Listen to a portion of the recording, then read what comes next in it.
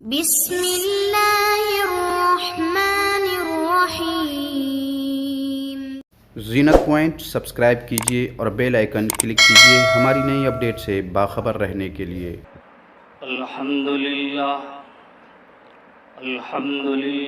وکفی وسلام علی عبادہ الذین اصطفی، اما بعد فاعوذ باللہ من الشیطان الرجیم، بسم اللہ الرحمن الرحیم۔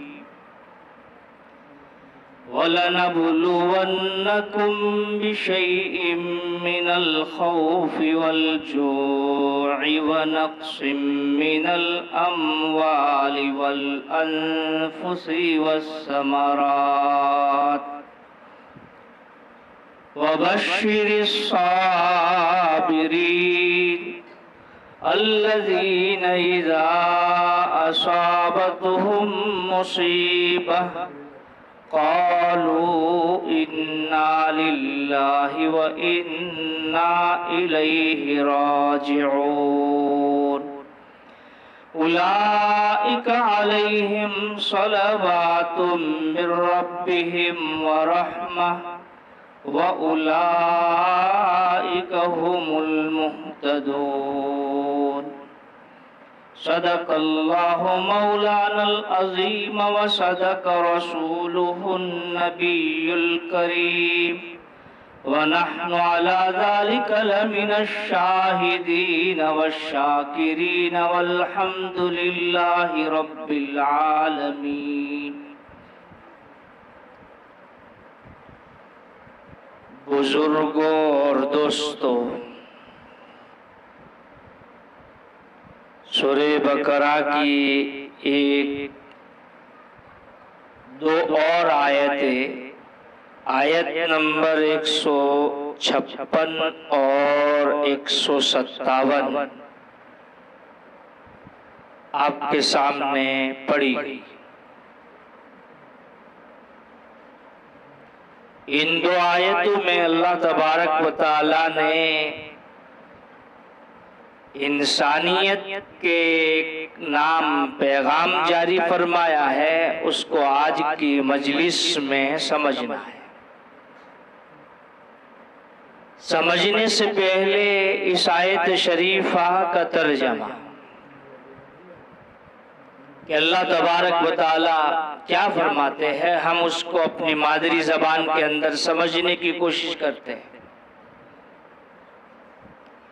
چنانچہ اللہ تعالیٰ فرماتا ہے وَلَنَبْلُوَنَّكُمْ بِشَيْءٍ مِّنَ الْخَوْفِ، اور البتہ ہم آزمائیں گے تم کو تھوڑے سے ڈر سے، وَالْجُوعِ اور بھوک سے، وَنَقْصٍ مِّنَ الْأَمْوَالِ اور نقصان سے مالوں کے، والانفس اور جانوں کے، والثمرات اور میووں کے، وبشر الصابرین اور خوشخبری دے ان صبر کرنے والوں کو، الذین اذا اصابتهم مصیبہ کہ جب پہنچے ان کو کچھ مصیبت، قالوا انا للہ وانا الیہ راجعون، تو کہے ہم تو اللہ ہی کا مال ہے اور ہم اسی کی طرف لوٹ کر جانے والے ہیں۔ اولئک علیہم صلوات من ربہم ورحمہ، ایسے ہی لوگوں پر عنایت ہے اپنے رب کی اور مہربانی، وَأُولَئِكَ هُمُ الْمُهْتَدُونَ اور وہی ہے سیدھی راہ پر۔ اس آیت شریفہ سے پہلے اللہ تبارک و تعالی نے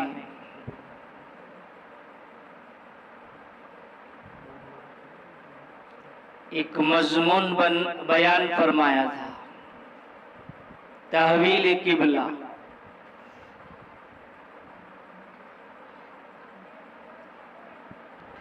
اس پر معترضین کے جو اعتراضات تھے اس کا جواب بھی دیا، اور مومنین کو اور صحابہ کو ذکر اور شکر میں مشغول رہنے کی تلقین بھی فرمائی۔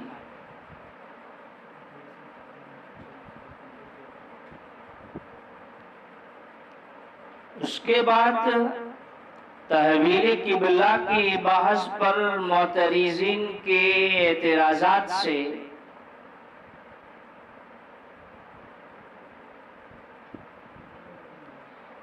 ایک طبیعی اعتبار سے جو گھبراہٹ طاری ہونے والی تھی اس کا علاج ذکر فرمایا، یا ایھا الذین آمنوا استعینوا بالصبر والصلاۃ، کہ ان مخالفین اسلام سے ایک تو اسلام کو شبہ میں مبتلا کرنا تھا، اسلام کے بارے میں شبہ پیش کرنا تھا، تو اس کا تو جواب دے دیا، اور دوسرا مقصد یہ تھا کہ ان اعتراضات سے خود مسلمانوں کے اندر بے چینی پیدا ہو جائے، تو اب اس کا یہ علاج ذکر کیا کہ نماز اور صبر سے اپنے آپ کے دامن کو وابستہ کیجیے۔ اس کے بعد اللہ تبارک و تعالیٰ نے جو ماقبل میں خاص طور پر صبر اور صبر کی فضیلت ذکر کی تھی، تو صبر کے مواقع کا تذکرہ کیا، اور صبر کے مواقع میں سب سے بڑا موقع قتال فی سبیل اللہ کہ وقت ضرورت اور صبر کی ضرورت پیش آتی ہے، تو اس کو بیان کیا تھا، وَلَا تَقُولُوا لِمَن يُقْتَلُ فِي سَبِيلِ اللَّهِ۔ اس کے بعد جو آیت شریفہ پڑھی گئی تو اس میں زندگی کے اس کے علاوہ جو صبر کے مواقع ہے دنیا کے اندر اس کا تذکرہ کیا، اور اس میں ثابت رہنے والوں کی فضیلت کا تذکرہ کیا۔ تو ایک تو یہ خبر معلوم ہوئی کہ اللہ تبارک و تعالی اپنے مومن بندوں کا اور مخلص بندوں کی آزمائش لیتے ہیں، اور آزمائش مختلف طریقے سے لیتے ہیں۔ یہاں ایک فہرست ذکر فرمائی ہے کہ کن کن چیزوں میں ہم آزمائش لیں گے۔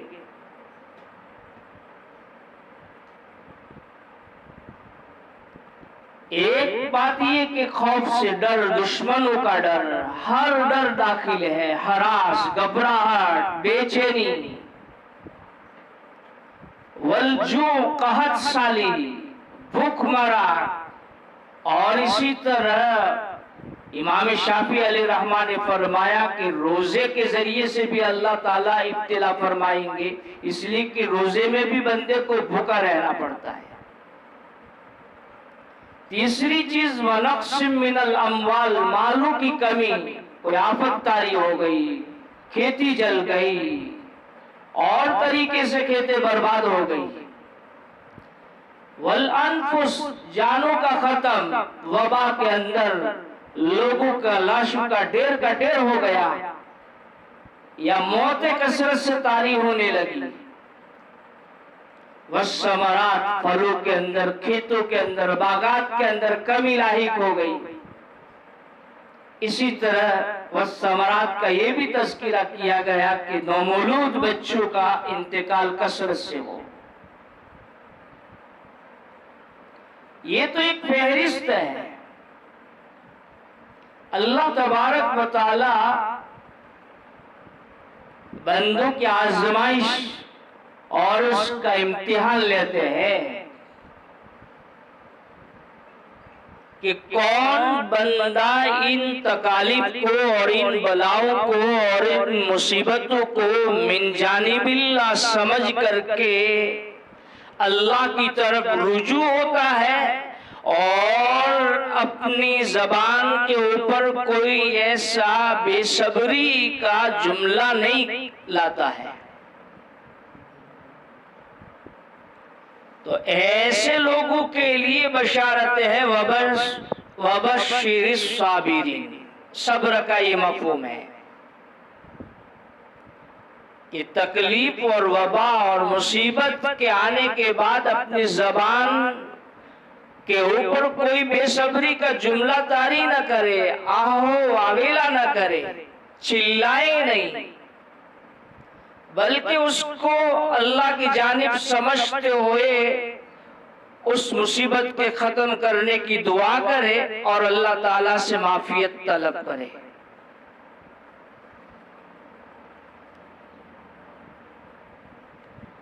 تو ایسے لوگوں کے لیے بہت بڑی اللہ تعالیٰ کی طرف سے بشارت ہے. کیا بشارت ہے؟ اس سے پہلے صابرین کی ایک علامت بتلائی، کلمہ صبر بتلایا، جس کو ہم استرجا کہتے ہیں. یعنی جو بندہ یہ کلمہ پڑھے گا اللہ تعالیٰ اس کو صبر کی دولت سے مالا مال فرمائیں گے. اور وہ کلمہ یہ ہے الذین اذا اصابتہم مصیبہ.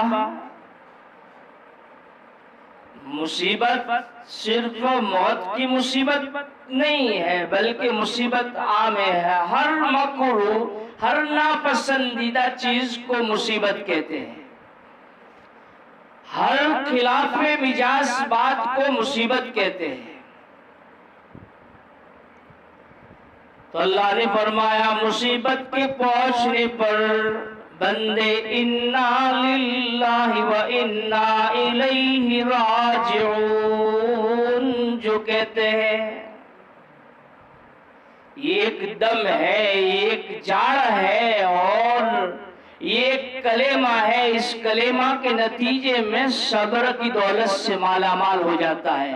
اور جب صبر کی دولت سے مالا مال ہوتا ہے تو اب صبر پر مرتب ہونے والے ثمرات اولئک علیہم صلوات من ربہم ورحمہ واولئک هم المہتدون میں جو ذکر فرمائے وہ اللہ تبارک و تعالی اس کو عنایت عطا فرماتے ہیں. تو ہر مصیبت کے وقت، آج ہم کورونا وائرس میں مبتلا ہیں، اس مصیبت کے اندر بھی یہ استرجا اور کلمہ صبر پڑھنے کی ضرورت ہے. بہت زبردست یہ کلمہ ہے، لیکن ضروری ہے کہ انا للہ و انا الیہ راجعون پڑھتے وقت آدمی زبان سے بھی ترجمہ اور اس کا معنی سمجھے اور ذہن میں بھی اس کا معنی مفہوم تیار کرے. یہ سب سے اعلیٰ مقام ہے. دوسرا یہ کہ زبان سے پڑھتے وقت ذہن میں صرف اس کا معنی کا استحضار ہو، زبان پر اس کو جاری نہ کرے. تیسرا اور ادنا درجہ یہ ہے کہ ذہن میں استحضار نہ ہو کلمہ استرجا کا معنی، البتہ زبان پر کلمہ استرجا کا معنی پڑھتا ہے. تو یہ تینوں صورتوں سے پڑھنے والے یہ استرجا پڑھنے کے لائق اور مستحق کہے جائیں گے. اور چوتھی صورت منافقانہ یہ ہے کہ استرجا کا اعتقاد قلب پر نہ ہو، خالص زبان سے استرجا کہتا ہے تو اس پر ثمرہ مرتب نہیں ہوتا ہے. اللہ تبارک و تعالی اس استرجا پر مرتب ہونے والے ثواب کو بیان فرماتے ہیں. حدیث میں بھی اس استرجا پر ہونے والے ثواب کو مرتب بیان فرمایا. حضرت ابو سعید خدری رضی اللہ تعالیٰ عنہ کی روایت ہے. اسی طرح حضرت ام سلمہ رضی اللہ تعالیٰ عنہ کی روایت ہے. حضرت ام سلمہ رضی اللہ تعالیٰ عنہ ارشاد فرماتی ہے کہ اللہ کے حبیب صلی اللہ علیہ وسلم نے فرمایا جو شخص مصیبت کے وقت، مصیبت عام ہے یاد رکھو، حدیث میں فرمایا گیا، ایک اور حدیث میں مصیبت کا معنی سمجھنے کے لیے، ایک مرتبہ سرکار دو جہاں فخر دو عالم صلی اللہ علیہ وسلم کے چپل کا تسمہ ٹوٹ گیا، پٹی ٹوٹ گئی، تو آپ نے اس پر انا للہ و انا الیہ راجعون پڑھا۔ صحابہ نے سوال کیا اللہ کے حبیب یہ بھی کوئی مصیبت ہے کہ آپ اس مصیبت پر یہ کلمہ پڑھ رہے ہیں؟ اللہ کے حبیب نے فرمایا ہر وہ چیز جو انسان کے مزاج کے خلاف واقع ہو وہ مصیبت ہے۔ معلوم ہوا اس کو بھی مصیبت کہتے ہیں۔ سرکار دو جہاں فخر دو عالم صلی اللہ علیہ وسلم بتی کا اور دیا کا جب دیا بجھ جائے تو اس پر بھی سرکار دو جہاں فخر دو عالم صلی اللہ علیہ وسلم نے اس کلمہ کو پڑھا اور امت کو تلقین کی۔ معلوم ہوا مسلمان کے لیے یہ بھی ایک مصیبت ہے۔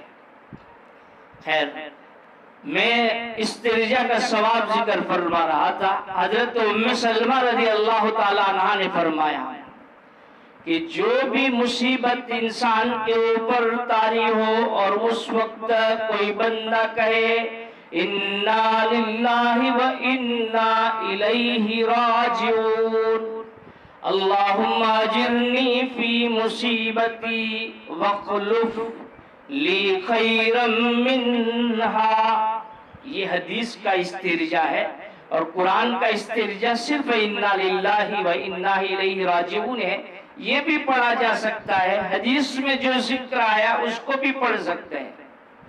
تو اللہ کے حبیب صلی اللہ علیہ وسلم نے فرمایا اس استرجاع کے بدلے میں اس کو ثواب ملتا ہے، اور دوسری چیز فرمائی کہ اللہ تعالیٰ اس کا نعم البدل اس کو نصیب فرماتے ہیں۔ ایک تیسری چیز جو اس استرجاع کے اوپر حدیثوں میں بتلائی جو ملتی ہے وہ یہ کہ استرجاع پڑھنے سے بندے کے گناہ بھی معاف ہو جاتے ہیں۔ ہر استرجاع پر اللہ تبارک و تعالی بندے کا گناہ معاف فرماتے ہیں۔ تو اس آیت شریفہ کا پیغام اور آیت شریفہ کا پیغام یہ ہے کہ جب بھی کوئی مصیبت ہو تو انسان کو واویلا نہیں کرنا چاہیے۔ یہ دنیا دار الامتحان ہے، یہاں آزمائشیں مختلف طریقے سے اللہ تعالیٰ بندوں کی کرتے رہتے ہیں، کبھی خوشی سے کبھی نعمتوں سے بھی آزمائش ہوتی ہے، کبھی تکالیف سے بھی آزمائش ہوتی ہے۔ جب آزمائشیں ہو تو اللہ کی طرف رجوع ہونے کی ضرورت ہے، صبر کرنے کی ضرورت ہے، اور صبر کے دامن سے اپنے آپ کو وابستہ کرنا ہے۔ تو انا للہ و انا الیہ راجعون جو کلمہ صبر ہے اس کو استحضار کے ساتھ یقین کے ساتھ پڑھے گا تو انشاءاللہ اس کو صبر کی دولت مل جائے گی، اور جس کو صبر کی دولت مل گئی نا اس کے لیے بہت بڑے فضائل ہے قرآن میں بھی اور حدیث میں بھی۔ قرآن میں بھی عام اور خاص رحمتوں کے نزول کا وعدہ کیا گیا، اور ایسے ہی طبقے کو صابرین ہی کو کہا گیا کہ وہ سیدھی راہ پر ہے اور ہدایت کے راستے پر ہے۔